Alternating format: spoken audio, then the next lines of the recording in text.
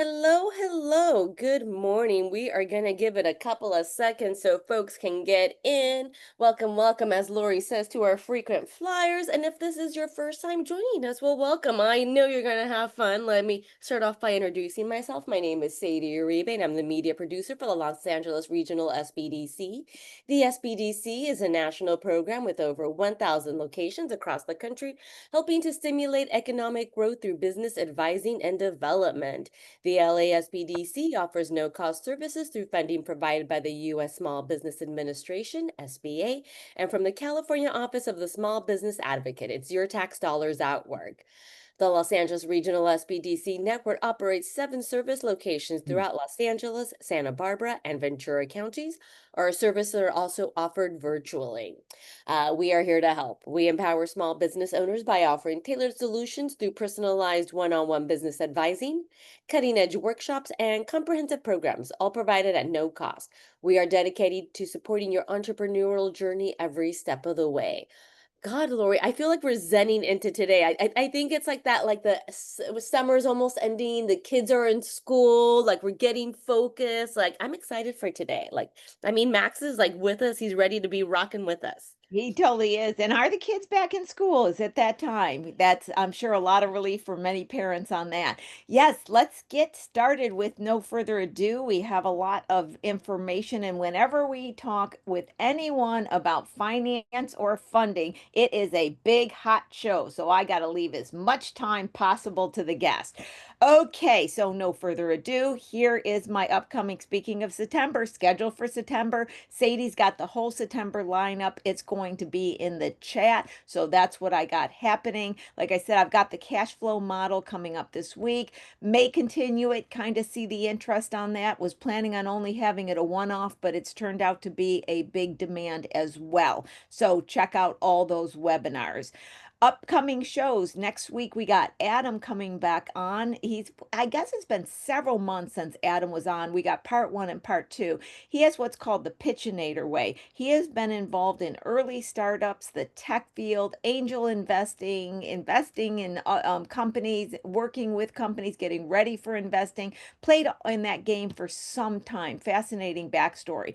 But he's developed a system to get people ready for pitching for money, which also works on how to best communicate your offerings to customers, etc. When I had him on, there was a lot of interest in what we were talking about. So I told him, you got to come on for part two. It's been some months. Here he is. September 3rd, Megan Johnson's coming on. She has a long-term history in helping companies get better performance in the sales area. She's just starting her own consulting firm, working with smaller companies, etc. Megan's got a terrific story and also having a long-term history of coaching sales departments, looking at sales results, etc. I wanted her to come on the show and talk about what it's like to go from corporate America to, her own independent company, but also what advice can she have to our small business owners who many of you are like, I'm not a salesperson, I'm never going to be a salesperson. Poof, you're an entrepreneur. Now you're a salesperson, right? So we're going to hear some professional information from what that means to be a salesperson. And today's Lori's Corner, we're going to start out a very interesting discussion today. And I'm just going to give us a little bit of a leap. I'm going to talk about this term, usage of funds. Now, many of you probably never heard of this term. I did not until I got into banking. And we're going to talk about a lot of banking terms today. You guys are going to walk up to a bank, but you're not going to go in the front door. You ready for this? You're going to go in the back door. You're going to learn some things about banking and funding and financing that the average entrepreneur doesn't get educated on. And that way you're going to have some inside scoop. You might have heard the term usage of funds when you're doing anything about trying to get investors. They're saying, how are you going to use the funds? So many of you like usage of funds. I get that, buy equipment, marketing, etc. But I want to talk about it from a different perspective. I want to talk about it from the bank's perspective. Not going to go into some details, just a little bit to get a taste of it. So when I first got into banking and was going through the bank training and they brought up usage of funds, they were explaining to me that the product, they talk about it in product, whether it's a term loan or it's a line of credit, the product must be aligned with the usage of funds. And they said, for example, if someone is buying inventory and they're going to sell it at Christmas time, perhaps, and so they're wanting to get some money to buy the inventory to sell in Christmas, you got to think, where's the profit coming from? When? And it was like, okay, if it sells at Christmas, they'll get paid January, February, sometime around then. So that's when the profit is going to be realized from the investment into the inventory. That's when they want the loan to have to be paid back. So they want a credit line. They don't want a 2, 3 year term line. To the contrary, what if you're buying a bunch of equipment or a building? When is the profits going to be returning on that investment? Well, over a longer term, as your company uses the building or the equipment, that would be a term loan. So this concept of when are you getting the money to get back to pay the loan, and let's not align it differently. Otherwise, you sell the product, you get the profit, the money's gone, and you're still paying on the loans. So this alignment was really important to the bankers. What I want to say, it's even more so important to entrepreneurs because so many people are borrowing money. And if they're able to get it, they're not really thinking through, am I borrowing money because I really am investing something that's going to yield profit, or do I believe it? Could I be paying for past debts because I wasn't profitable? Could I be paying for my personal expenses because I'm not making enough from the company to afford my personal expenses being paid? So understanding usage of funds is real important. So that's just a little bit of a taste into the different things we are going to delve into today. And where are we going to delve that into that? We are going to delve into that with Max Ordonez. Cumulative experience encompasses over 24 years advising entrepreneurs through the SBA, Goldman Sachs 10,000 small businesses, and independently. As a business advisor, Max has had an emphasis in two areas: financing startups to more established small and medium-sized enterprises, and procurement contracts with government and large corporations. Also needs to be known is Max is a fellow advisor at the SBDC with me, and he is a member of the Access to Capital team. Max, welcome back to the show. I think you've been on the show 2 times, maybe more already. So you are already a favorite, and welcome back to the show today, Max. Thank you, Lori. I'm excited to be here. Tell us a little bit about I want to start with the Access to Capital team because a lot of people, if they barely know about the SBDC, they definitely don't know about the Access to Capital team. So let's start right there. What is this special group within the SBDC? Okay, special group includes um, all everybody in that group has banking experience similar to yours, Lori. They've been worked for banks or they work for other community lenders, not necessarily all banking because there are non-banking lenders as well. Yep, we're going to talk And about, yep. and also the focus is in that particular group is to assist small businesses identifying the right resource, the right lender, the right partner to work with them in what they may need as far as lending. Yep. Wonderful, Mhm. wonderful. And the key I'd like to add to that as well, I'm a member on that group as well, is that many don't, and let's start with this, Max, too. I'm going to make the statement and let you take it from there. Many don't realize how important it is to have their internal documents audited by someone that understands if they're correct before a bank eyes see the numbers. Let's talk about that. And this is a key that the Access to Capital team does is they're on your side. So they can look at your reports, help you gather the reports, and do what's called loan packaging. So Mhm. Max, why it's important for the banks not to see eyes with mistakes on documents, and what does loan packaging even mean? Let's start with that. Yeah.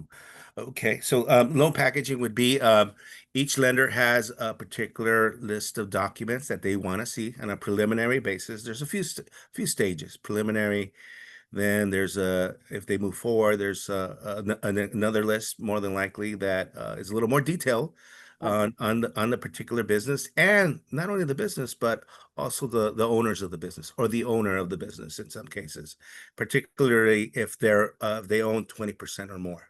That's Yep. going to become a very important benchmark in whether the owner needs to provide also all the documentation.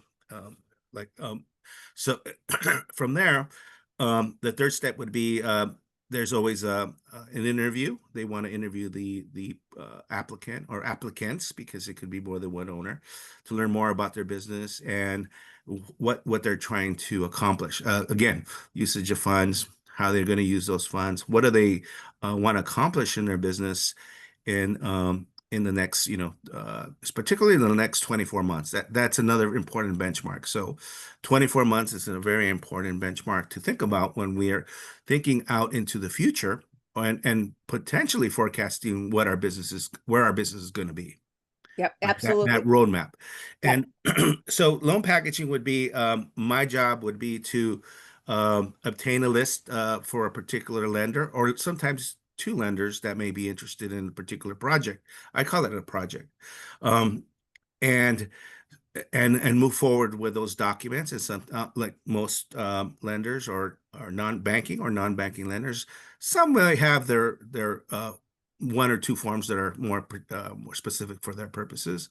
Generally speaking, they're the same, but and there are some other SBA forms that we use, or other forms that kind of are being used by everybody: business debt schedule, personal financial statement. So we put all that together and make sure that everything is turned in complete, accurately, is legible. Yep. Very Yep. important to have everything that's very legible, easy to read. No errors in spelling. We don't want to. We want people focused on what we're doing in our business, not in a small error or something that we may do in an application of some sort. Now, one of the things, many of the things I went into my banking career later, and my purpose was to sneak behind the scenes to see how it all worked. I had been in the area of working with companies, I'd been in strategic, I'd gotten into finance, and I felt like, okay, I've got an MBA, I got to focus on finance, but there's something going on in this banking world that they're seeing that I'm not. And so, my advantage of getting and becoming a banker for a while when I finished up my MBA was to see how banks looked at things. Max, I was surprised and shocked, and you were in banking and I was not, but to come in it and see, oh my God, it's a whole different world behind the scenes of a bank looking at things. So we're going to go over some things, and I'm not going in like any kind of order, it's all over the place, but you had mentioned about what banks are looking for. And I want to say this first experience I had. So picture like I'm in this bank program. Lori is doesn't know what she's doing and doesn't understand all this. And my first experience, and they say go out and find clients, and they're looking for clients, right? So I go and I'm knocking all these doors and I'm getting the bank financials. I've been a consultant my whole life. I think I'm supposed to fix things. We're like, just get the numbers, right? So they told me at the time, and you'll laugh at this, Max. You got to think about the poor little dumb naive Lori. She doesn't know anything. So I'm sitting there and they're saying, we want to get, and I can't remember whether there's real estate or manufacturers or something, right? And so I finally found a company after all this work and all these meetings, and I got their financials and I brought it back. And I was so excited, Max. And they looked at me and said, oh no, Lori, we don't want that anymore. And I go, what do you mean? They go, that's not our credit appetite. And I'm like, you're hungry for lunch? What in the world are you talking about, a credit appetite? No, no, go find this now. And I'm like, what? I spent 3 weeks finding this, and now, and then I had to have somebody sit down and explain to me what in the world a credit appetite was. It was Mhm. one of my first introductions to the fact that banks hands are tied as well. So, Max, go anywhere you want with this. And I Mhm. guess, first of all, describe, I guess we have to set the stage. What do I mean when I say a bank versus another financial lender? Because they may not have the same credit appetite. I threw a lot on your plate. We don't have to get into detail, but like let my audience know what in the world is this credit appetite, and mostly how it affects them. As far as credit appetite, this is again discussions with lenders, and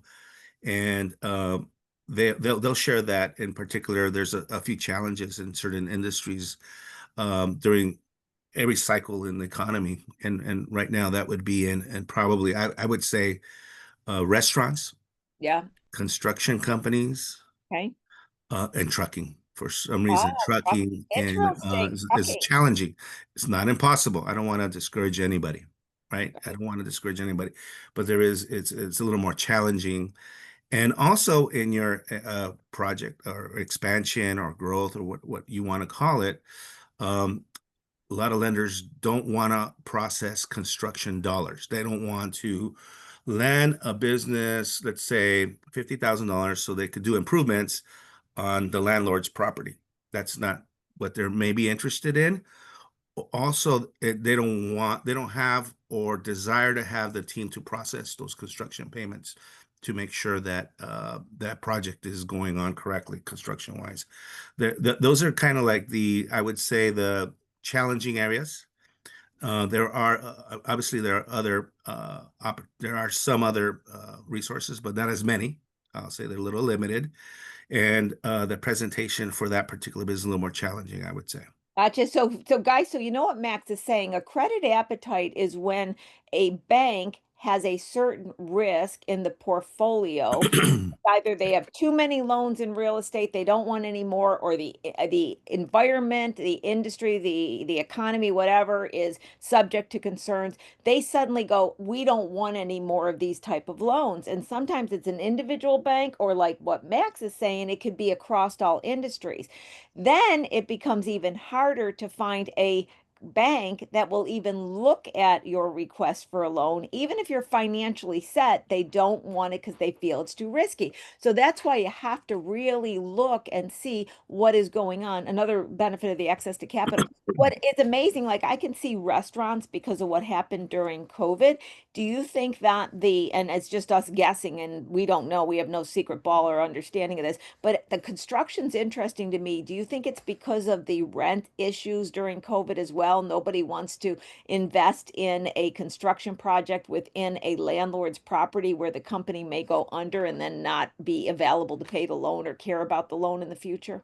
I think each loan criteria from the lender's perspective maybe have certain objectives. So if let's say, for example, a community lender, a nonprofit organization has particular funds from a particular bank, let's say targeting certain areas, maybe urban or maybe rural, could be rural. Right.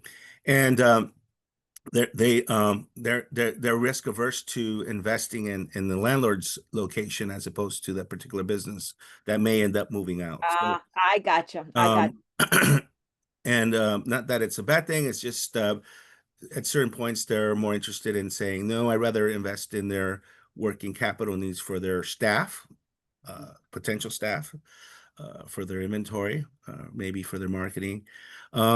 Keep in mind that each loan, each lender is is looking for new jobs.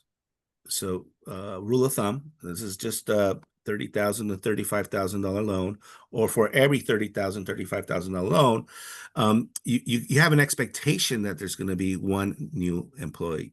Oh, really? Okay, gotcha. Yeah. So if you're putting money into the marketplace, that that is very, very important. That's a question that's asked for every loan. How many jobs is this loan going to create? So that's something, as well as we're looking at our businesses and projecting out again in the forecast. It usually includes, oh, well, I need some assistance here because I can't take on all these new contracts. I'm going to have to go out and hire so and so, this type of position down the road, and that's part of providing that both in verbally, in writing, right, and also in the numbers of the forecast, right, showing that. Interesting. Let me ask you a little bit more about this, how many jobs you're going to be created. And in doing this, let me get some clarification and I'll explain something to the audience right now. So when we look at banks, we have to always think and keep in mind that banks lend out our deposits. Okay. Our money is being lent out. So banks, your traditional banks, Bank of America, et cetera, your traditional banks, even community banks, they are going to be lending out the deposits of their customers. And so they got strict rules from the federal government on how much they can loan out, how much they can do this, what they can't lend out to companies less than 3 years old. Then you have other financial institutions where their money can come from many different things, hedge funds, private investment. They may borrow the money on credit and then, you make enough on the loans to pay it back, but it's not coming from your deposits. And they have different rules they're under. Now, Max, going back to that, I noticed definitely it's always been an interest how many jobs are created. I'm noticing that all the government grants are now really asking that, to the point where I just saw somebody applying for another certification and they wanted to know exactly who and what position was being hired to even apply for that. This request for the employee information on future hires, is that more towards the traditional banks, given a little bit of the government influence, or is this across the board? And is it more predominant than it ever has been before, Max? It's across the board. Okay, thank you. Usually they'll want to know the title and just a short description. They don't need the entire job description, but it's always good to have a blurb in there on what the individual may be doing, or how they will be participating in the company. And I think and that's all across the board. I don't think there's anybody who's not going to ask, is there any what is the job growth from this particular loan, or from our sources, right? And you're right. I mean, outside of the banking, the non-banking, there may be a foundation, there may be uh, some private investors, some very wealthy people who want to assist small businesses. There's been a lot of very famous people who put monies into, whether it's a veteran businesses or smaller businesses or micro businesses or people who are starting businesses. That's more common now in the non-banking world. Yes. And I've always been, well, after my banking experience, it wasn't this way before, but after my banking experience, I've always felt as though it was important for the borrowers to have at least some sort of an idea where the money flow comes from that they're borrowing from. Is it the deposits? Is it a foundation? Is it private hedge funds? Is it this? Because I think that gives you a little bit of an insight to what your experience is going to be with that lender as well. Your thoughts on that, Max? Well, even in private capital, you have to be very specific about what those funds are going to be used for, whether it's going to be to develop intellectual property, or acquire intellectual property. I mean, there's a lot of in the private equity venture capital, it's a little differently, but you do need to be specific what those funds are going to be for, and in those agreements will tell you exactly what those funds should be used for.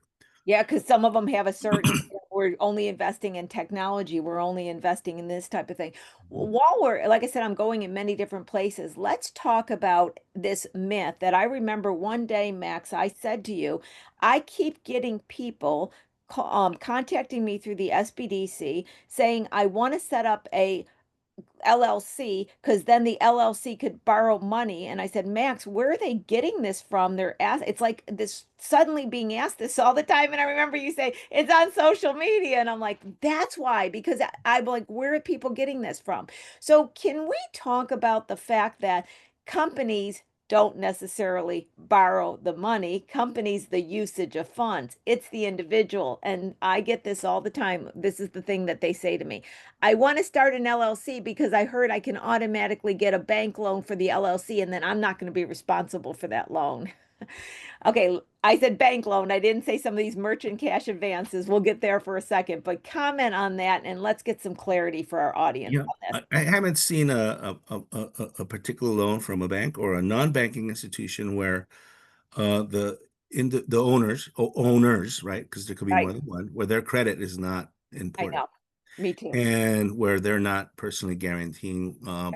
I think the more popular area where there's no personal guarantee would be kind of like a credit card, unsecured credit. Excuse me, I'm Exactly. giving use the term unsecured credit card. But I haven't. It's not. It people think it's two different the business and the individual. It's really one. It's really It's one. really one. Also, and that's important because one of the things that we had listed to talk about was there's certain lenders that just look at the business, the cash flow from the business. In the non-banking lenders, there's a little more flexibility. They may look at global cash flow. So what is global cash flow? Global cash flow could be the cash flow from the business and the cash flow from the owner or owners. Let's just say owner, Yep, to make it real simple. So let's say the owner may have quite an amount of rental income from properties, and the business is doing okay. And then they could combine those two numbers and say, yes, this person could take on some more debt. Obviously, it's going to be secured by the right. business and personally guaranteed by the owner. So that's where the non-banking people have some flexibility. Yeah, and this is a And key that's like an point. example of one, right? Of flexibility when it comes to small business lending. Yeah. Not all of them do that, but some do. And that's really important, identifying those resources where someone may be starting a business, but has a very successful other, real estate portfolio or what have you, and they could leverage that cash flow from their personal businesses to start a business or to expand their current smaller business that may be maybe quite small at that point. Yeah, and see, that's a key point. Kind of reiterate this so everybody in the audience gets this. Say you have a company and the company's not going to be providing cash anytime soon. You're wanting to take a little bit more risk, and a traditional bank's like, nope, can't play in that game. A non-bank can say, okay, you want to take that risk. You hand over some of your personal assets and your cash from your personal, and we'll make sure I am going to be whole if you fail. But then you can borrow money at maybe a little higher interest rate and take on that risk. So once again, guys, the takeaway from there is say, instead of, oh, I just need to get financing, you can see that there's different players in the game, different government rules, different requirements, different ways of looking at things, and it all is about their credit risk. So when you're taking a little bit more risk, but you got some wealth from some other situation, a non-bank may be happy with that. But the thing for banks, for people always understand with banks and personal guarantees, is that the bank always is securing a way to get paid back. And they miss this point sometimes, Max, have you noticed sometimes lenders, or I'm saying borrowers, don't quite get that part of the equation? Let's talk on that for a second. Yeah, similar to what you said about the LLC. The LLC has the debt, not me. No, um, everybody, any lender, anybody, any of us who are lending money, we're Yeah. interested in getting paid back. It's just a natural thing. Hey, I'm going to borrow. I'm going to lend some money out. I'm going to ensure that I'm paid back, and that's what the lender. That's their perspective, and that would be our perspective if we were lending money out as well. Yeah. So part of that benchmarks that are maybe used, but it could be the credit score. It could be loans that are, they won't do anything under 700, sometimes under 680, 620, 640. Every lender is a little different. Each lender may have different type of loan products or loan funds with different credit expectations, but they're all going to include the personal guarantee. In your just kind of an experience, Max, just like what you're experiencing, and I'm curious about this as well, so only to the degree that you feel like you're comfortable answering this. Do you feel that since COVID, it's harder to get financing than it was before COVID? How has COVID and the amount of risk that everybody feels in the economy affected businesses' ability to get money? Okay, from my experience, businesses that were doing well through 2019 still feel that they haven't bounced back to 2019 levels. So that would impact Yeah. the way now that we have 24 behind us, we're in 25, we're doing better. Uh, but we're not 100% where we were probably in 2019, 2018 were good years for a lot of small businesses. They're so that kind of would impact, I guess, what the expansion expectations may be from funding. Um, as far as um, I think it's going to be difficult for certain industries to get funding right now. And Yeah, just it again, is. um, going back to the earlier conversation, what the lender portfolio may include, right? The non-performing loans. Do we have too many of these? Certain this industry. I don't want to pick on any industry, but it could be certain industries, and there may be some industries. Some lenders are very specific by industry as well. If they're in, I know a few lenders that will lend to the medical field. Anybody in the medical field, or in the licensed medical field, right? It could be a lot of other practitioners in the medical field, mental health and issues like that, that they do lend to, and they're very specific about who they lend to. So keep that in mind as well. There are certain lenders that do certain are very, very focused on certain industries, and they do lend consistently. Got it. So, guys, as we are talking about getting funding, what we always say is the best place is and I'm talking about traditional depositor bank because you get the great credit terms, right? But everybody doesn't get there. So then you go to the next layer, which we could just generalize and say the non-banks, so those credit, those amounts of interest rates go up. And then you keep going down the food chain where it gets uglier and uglier for the borrower, let's say, uglier Mhm. for the borrower. Wait, but before we go there, I want to explain two things that just a term that people don't understand, and then a subset of that term, Max. Explain what is asset-based lending, in reference to what it means, and things like PO financing or inventory financing, especially when people, if they're lucky enough or unlucky because of profit, but lucky to get a Costco PO or a Macy's PO from a well-recognized established firm, how they can use that PO as an asset to borrow against. So that's something a lot of people don't have a familiarity with it. Let's talk about that whole So division of lending because it's big. So asset based would be again asset. It would be something that a lender could take a lien on, right? A vehicle similar to you could take a lien on a truck or a work truck. You could take a lien on equipment, certain equipment.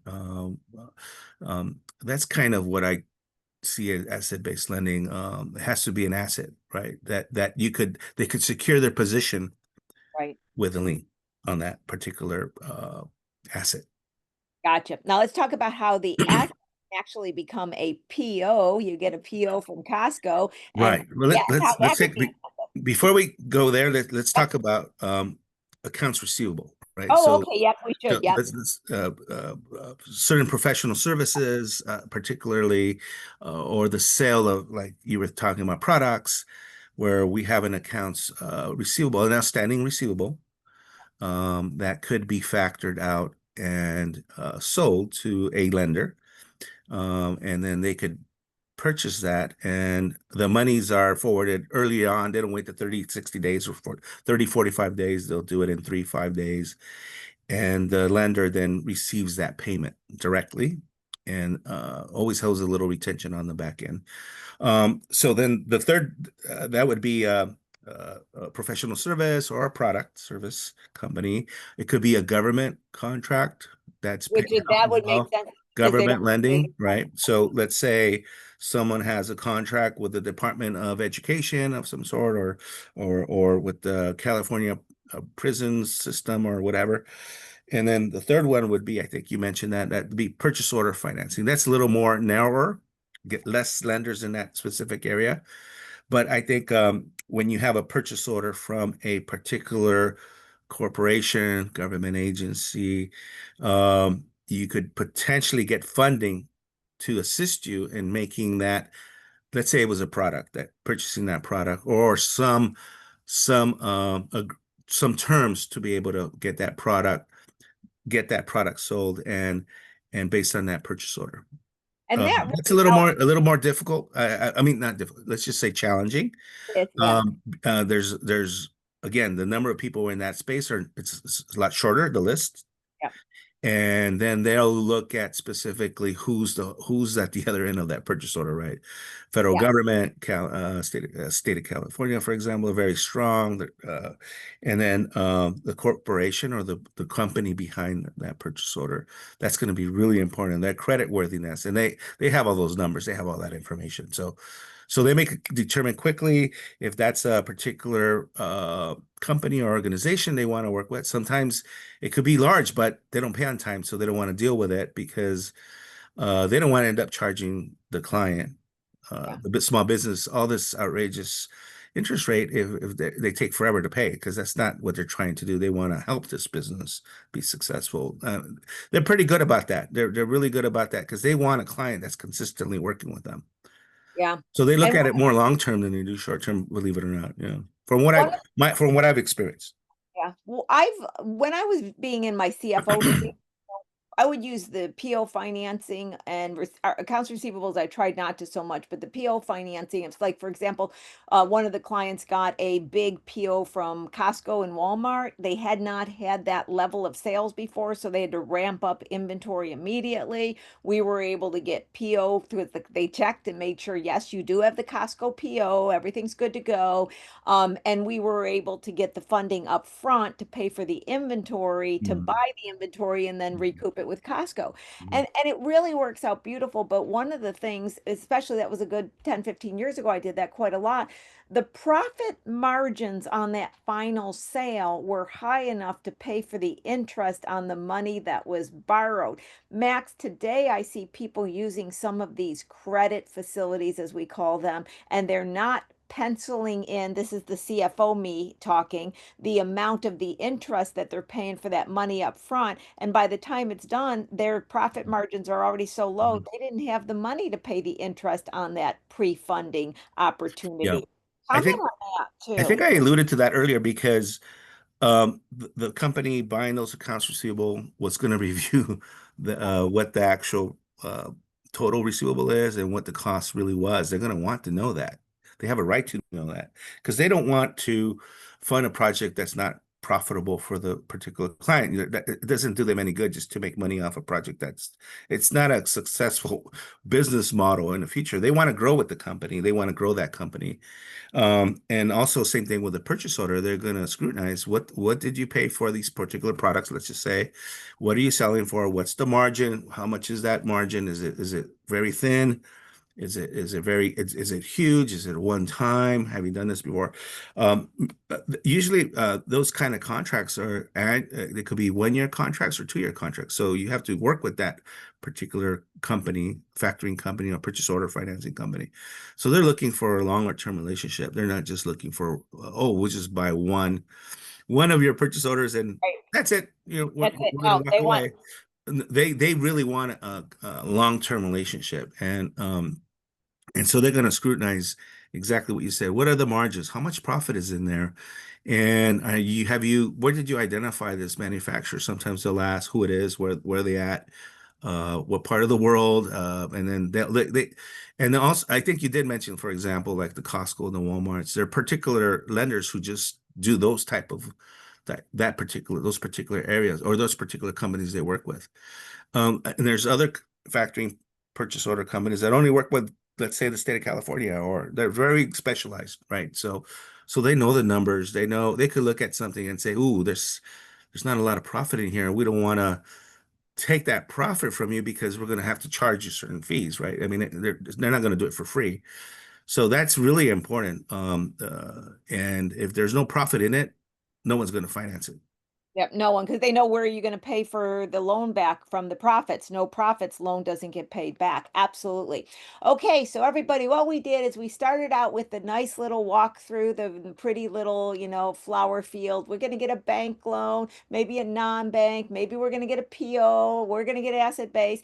Now, Max, we're jumping into the reality of our audience and our small companies that we work with every day. I wanted to give you that background, guys, but now let's go into your world.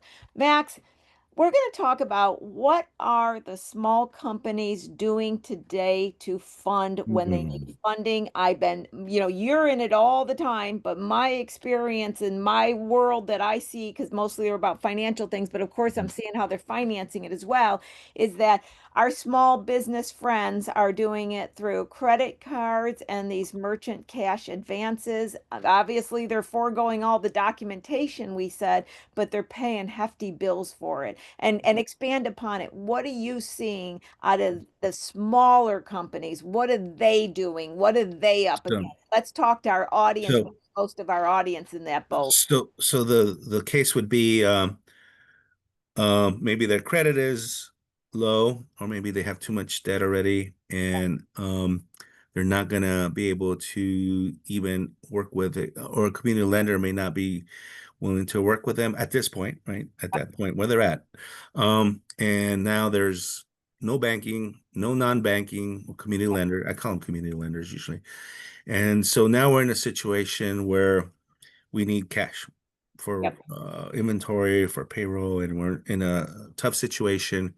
And there's all these texts you're going to receive, all these emails. Oh, we could fund you in 24 hours. We could do this in 48 hours. And the thing is, they can I in can. 24, Yep. 48 hours.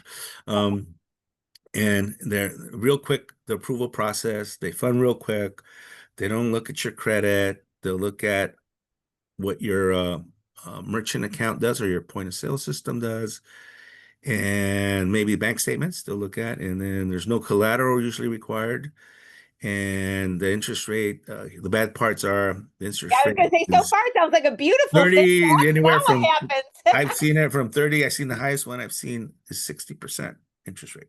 And the thing is, and Um, I've heard up to 40. And the thing is, and add to this, Max, the borrower doesn't have any clue that it's 40, 50, 60% because they're taking the money paid back through sales. And it's like, oh, we're just taking a portion of the sale.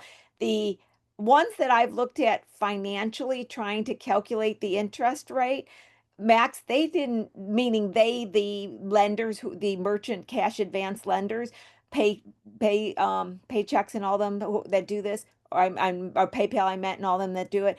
I couldn't even get enough numbers to calculate the interest rate. So that talk about that. that's a huge issue, right? First of all, they take monies from your merchant account or your bank on a daily, sometimes daily, and weekly basis. So when you try to draw out what the amortization table is of what's been lent out and what's being paid back, it's a little difficult to calculate what the interest rate is. And that's not, and because these loans are not really regulated, they don't have to provide an exact detailed report of how much interest you're really paying and the actual dollar amount. I mean, the actual percentage amount, or AP, what they call annual percentage rate. That is a big issue. Those are the three things, right? That it's could be weekly, daily, no, lack of transparency, I guess, less Yeah, transparent yep. than a traditional loan. And it's extremely expensive. And again, I've the highest one I've seen is 60%.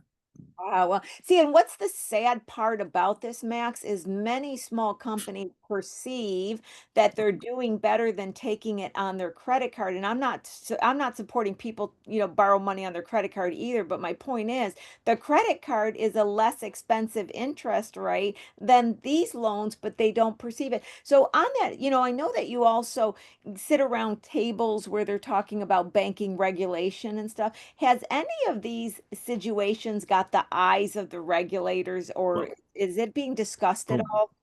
from what I understand, these lenders are not banks. Right. So they're just not They're considered. they're they're private equity. They're very usually private equity. I'm going to assume they're private equity. They have to be these amounts of cash sitting there where they're lending that out and they're paying back their investors, right? A lot of loans probably are not ever paid back, but the rate is so high that Theirs. they could lose some business and still make up for it because the interest rates are so high. Well, That's and kind of their business model, and that's not regulated. There's not monies coming in from the Federal Reserve, or they're not borrowing at the discount desk. There's no there's not a bank involved in that. So there's no regulation. And what's Mhm. really interesting, and I remember learning about these coming online. I bet you 10 years ago, maybe even longer, they're big now, but I remember hearing about them as just kind of coming to be. And I thought, how fascinating is this? This is what I thought when I heard this. I said, okay, I was being them for a second. I get to go into your shopping cart. I see how often your sales are. I see how much is in your bank account. I see, oh, yeah, they are selling the widgets. I don't care whether they're actually making money on the widgets because I'm going to take the money from the sale of the widgets before they even get it. So as long as I can look, for example, on Amazon and go, oh, they sold this number of widgets for the last 6 months. I only need 2 months worth of half the widgets. I can grab the money. I'm good to go. That seems to me very low risk, but then they got the inverted side of very high interest rate for low risk. When I first heard about it, I thought terrible for business owners. I want to be in that business model because low risk, high return, that's a beautiful business model to be in. Am I being over on what I'm saying, or is that reality? No, that's reality. And I unfortunately we do have calls from businesses that are tied in these particular loan agreements and they want to get out of them. Um, it's not impossible, but again, very challenging It's depending on hard the dollar to. amount and depending how well the business is cash flowing. And remember, we had a quite a lengthy conversation earlier in the hour that this money is lending and is supposed to go into the marketplace to buy new equipment, to hire new people. I didn't say in there, not out of all those bullet points of why there's lending out there, right, for the economy to grow. Not one of them was so they could refinance high interest rate debt. That's Right. not as common. And there were, I remember before COVID, there were a lot of lenders who would help. There was private lenders help through these community lenders who provided all this funding so people could get out of this situation. There were lenders out there doing that. Those I are can't, okay. I just can't find them anymore. No, I haven't seen. I've Um, seen people use several of these and tried to get a consolidated loan from even a non-bank to kind of get them out of this situation, and they would not touch it yeah. because they were in these high dollar loans. And and the, if you let's think about this. If we pretend we're lenders, what would the lenders then begin to get a little nervous or risk averse, saying, okay, we're going to refinance this.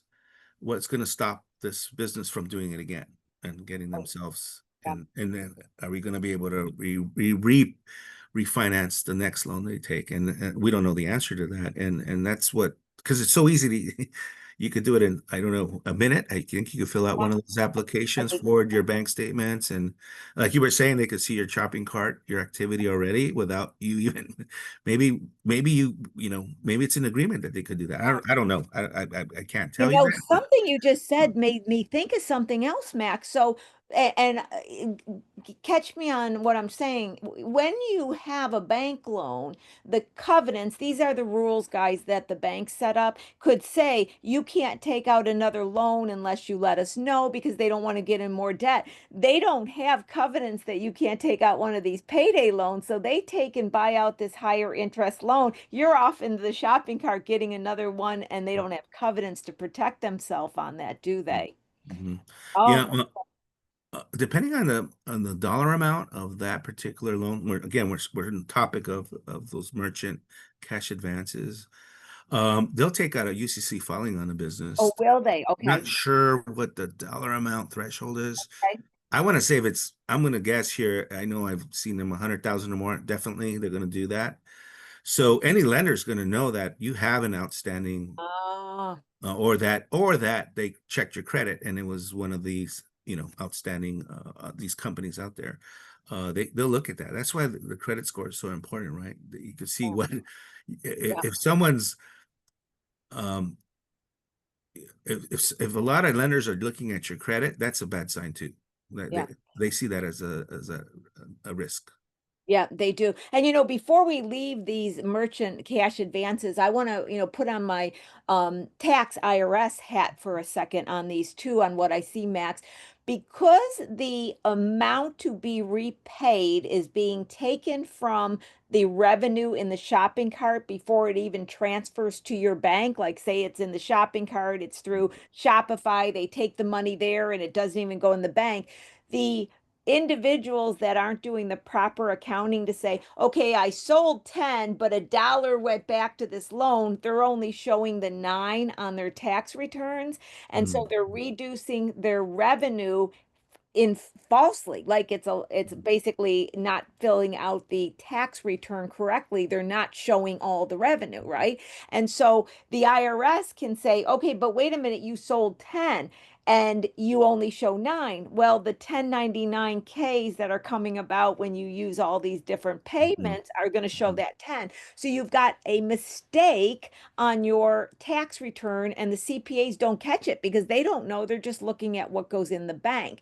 Then another situation I saw is the high interest, the 40, 50, 60% that you're paying is not being deducted as an expense. So you're not getting even a benefit of that expense. So what I'm saying is I'm seeing incorrect reporting on the tax returns because they're pulling the data from the bank account, which isn't even showing these transactions because it's being deducted a lot of times from the shopping cart before it even comes into the bank. Right. Have you seen that as well?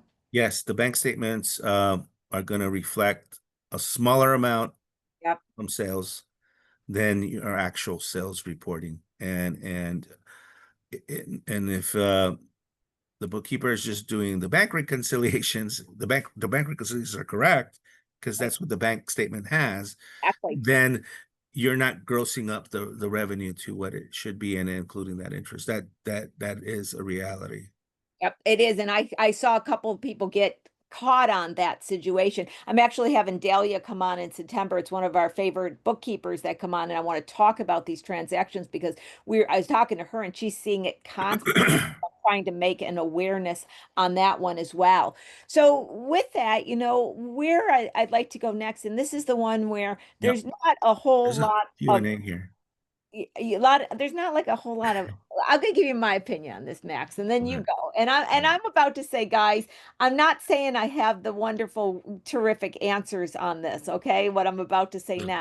But I feel as though when you're a small company, I'm talking about small companies, and you're looking at you don't have the cash, you don't have these loans are not good. They're just not good. And the credit card is often not good as well.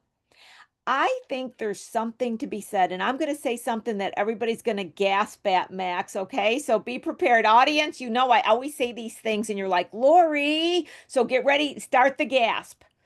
It's better to grow slower, self-fund, have a part-time job, and maybe be selling your widgets online part-time.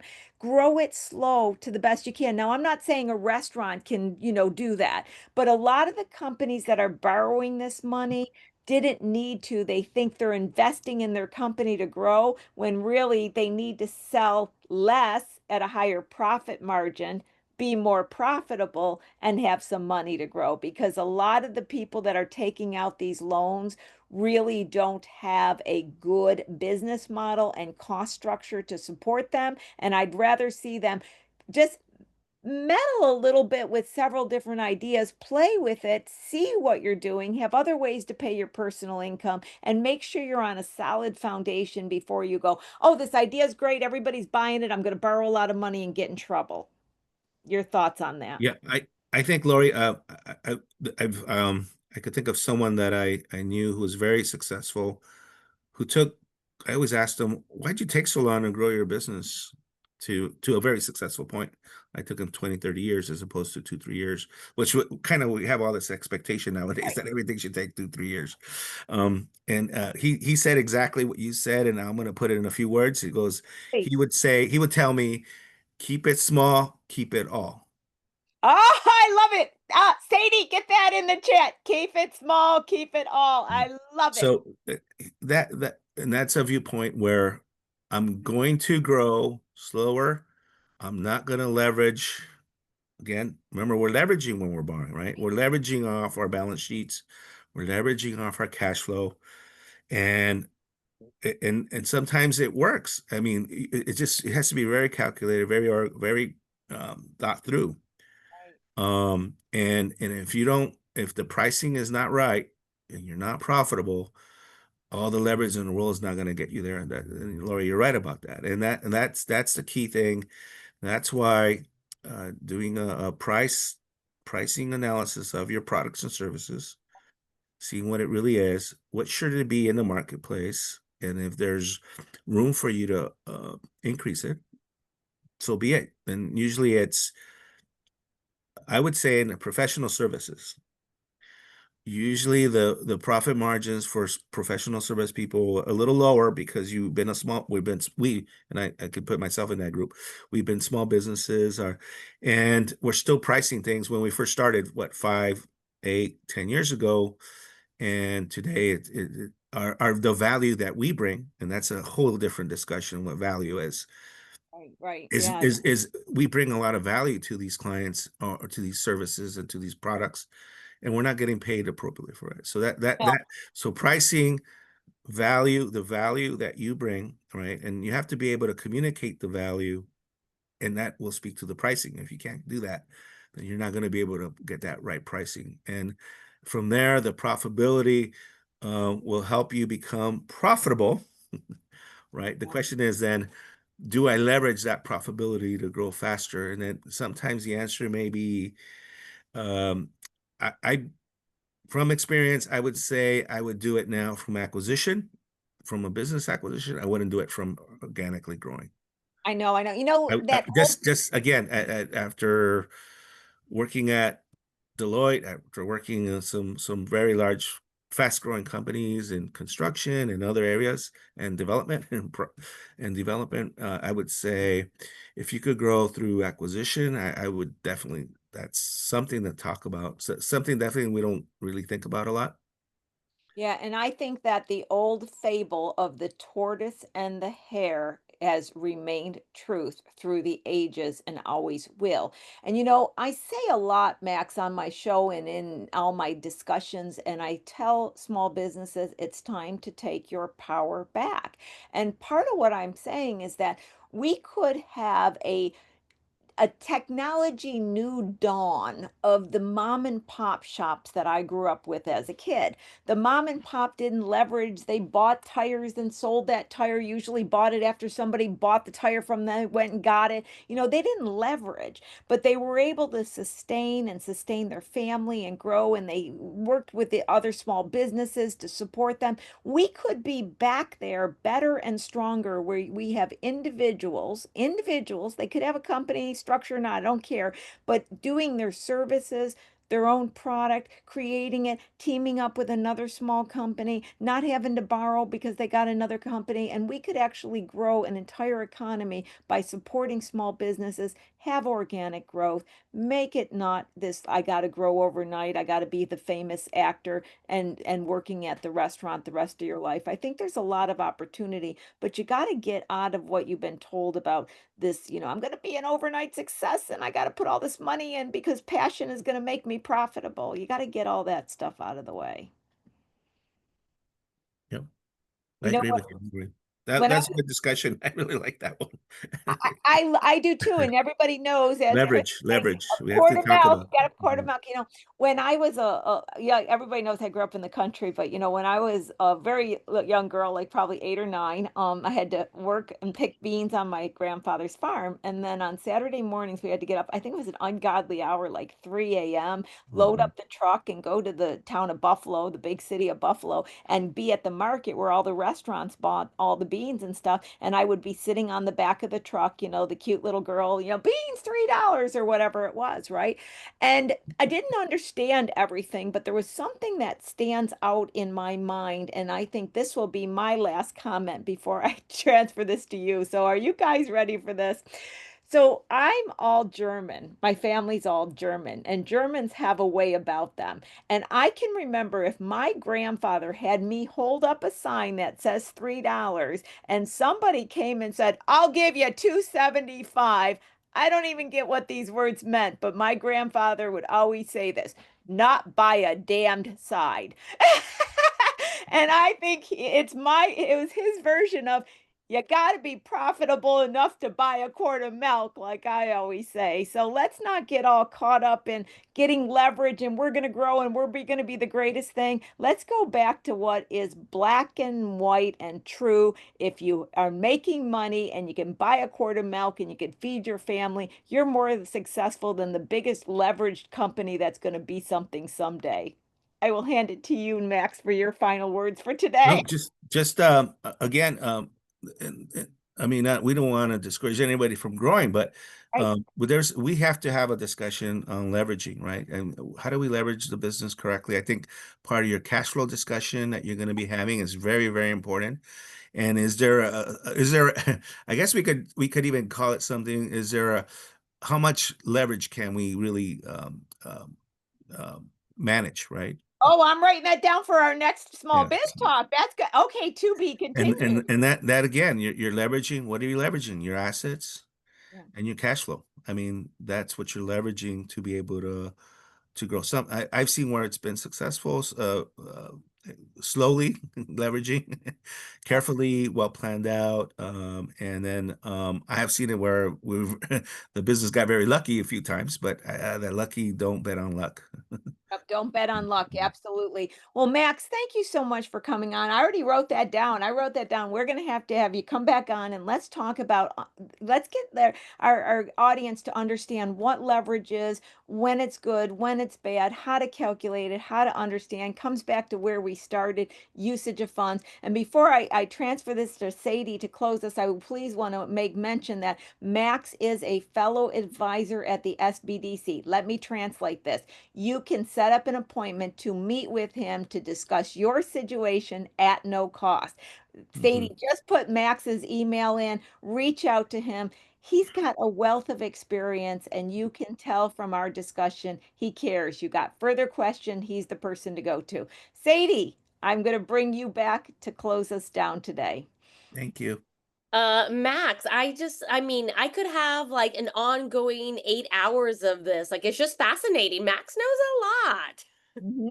He sure does. He sure does. Well, Max, thank you so much. And as you guys know, Sadie's going to stay behind. She's going to give you all the information. We got a new thing. We have surveys that are coming up. So you'll see a survey pop up, guys. We're working on, working on making a few changes to the government survey to ask some fun questions like, what did you learn or what did you like today, etc. So we're going to make the fact that we got to do surveys every week at least give some feedback to me. But I want to say thank you to the frequent flyers that are here with me every single week. Love you guys. I see your names in the chat. I see your conversation. And Chris always mentions my quart of milk. I love that. And if you are new to the show, this is the cool discussions that you can expect. So thank you, Max, once again for being here. And thank you, everybody, to watching Small Biz Talk with your host, Lori Williams. And I will see you next week. Bye, everybody. Bye. Alrighty, guys. So yes, I will be hanging out. Let me know if you need any specific links. There's a big block that's taken up by the upcoming webinars class. So just like I said, you might have to scroll. I'm gonna re-put information in case you want to see some of our past shows. I know people are always like, oh, I want to, see that again. So definitely may get that up there for you. Yeah. So, like I said, I'll be here. I'm just gonna put myself on mute, but everything's in the chat. Take your time. Like, it's gonna be like another 10 minutes. I'm gonna be here, so don't worry about not having enough to. And then if you have questions, you're like, I can't copy, I can't this. Just double click on a hyperlink. Yeah, Zoom makes it a little interesting when it comes to like copying and stuff like that. So just double click and just launch yourself in there. And like I said, you got plenty of time. Don't worry about it.